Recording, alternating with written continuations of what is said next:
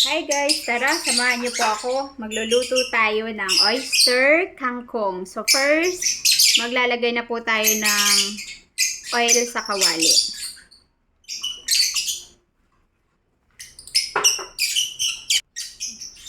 Ayan. So kapag mainit na po yung ating mantika, ilagay na natin yung bawang. Or tinadtad na bawang guys, konting-konti lang po. Kasi konti lang naman yung kangkong na lulutuin natin.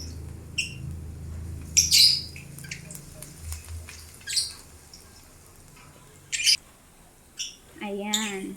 So kapag nag-brown na po yung bawang natin, isunod naman po, unang ilalagay natin is yung steam or yung tangkay po ng kangkong bago yung dahon. Hindi po natin siya pwedeng isabay dahil mas madali po maluto yung dahon kaysa dito sa katawan. Ayan. So dahil brown na yung ating bawang, ilagay na natin itong ating katawan ng kangkong.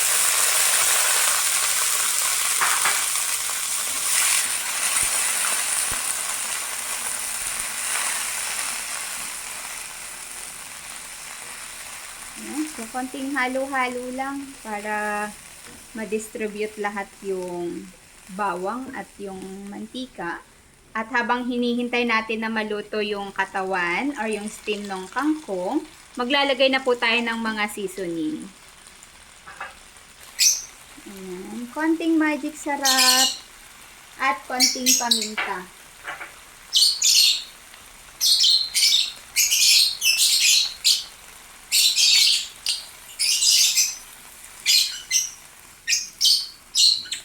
Ayan. So, katulad ng mga luto natin nung nakaraan guys, half cook ulit yung kangkong or yung gulay na gagawin natin. The more na half cook ang gulay, mas masarap. Next, lagyan na po natin ng oyster sauce. Tansyahin lang din natin kasi pag masyadong marami, tumatamis, hindi na rin masarap guys. Ayan.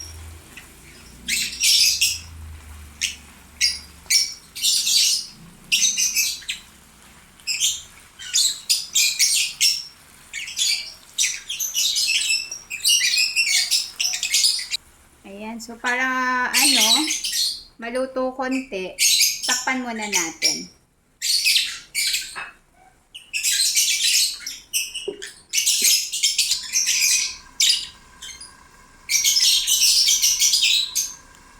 Ayan, so next na gagawin natin guys ay ilagay na natin yung dahon.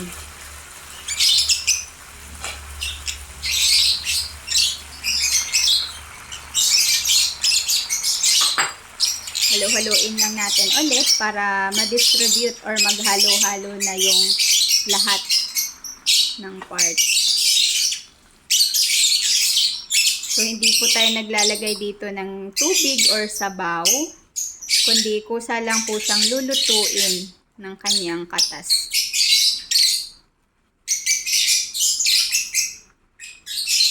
Ayan. So, para mas mapadali, takpan natin ulit para maluto na yung dahon.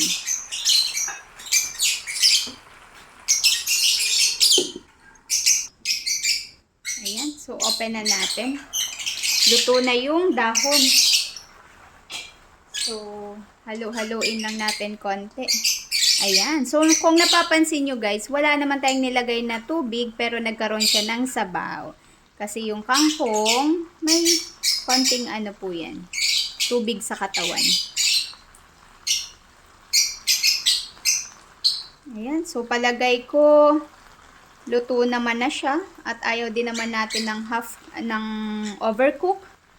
So, palagi lang tayong half cook. So, pwede na natin pakainin si Mami. So, ganun lang kadali guys. Tapos na. Ayan. So, tapos na tayo magluto guys ng oyster kangkong.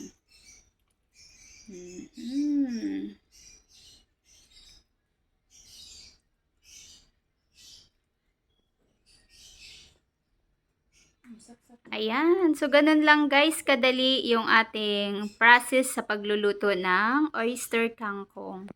So, yay! Let's eat and hope you like it, guys. Bye!